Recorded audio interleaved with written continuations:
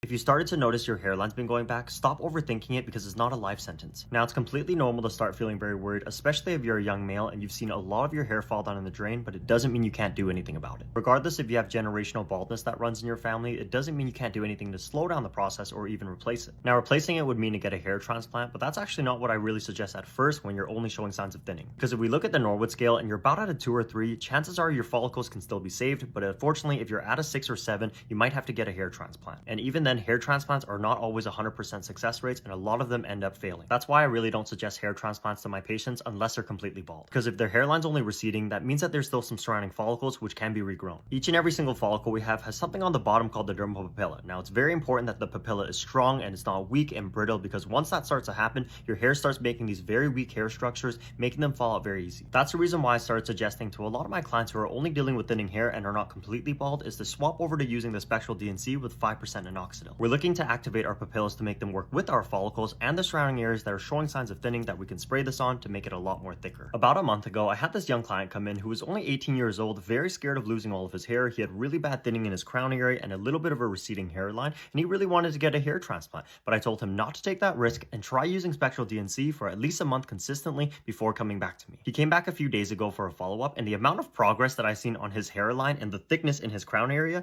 got me to a point where I didn't even think he needed this at all. I was surprised because when he first came in the waiting room, I honestly thought he got some work done because of his hair. Now, results may vary from person to person, but you really need to be consistent with this to see any progress. If you're balding or you're noticing signs of a receding hairline, I'm telling you, try out the spray. I'll leave you a link so you can get one too.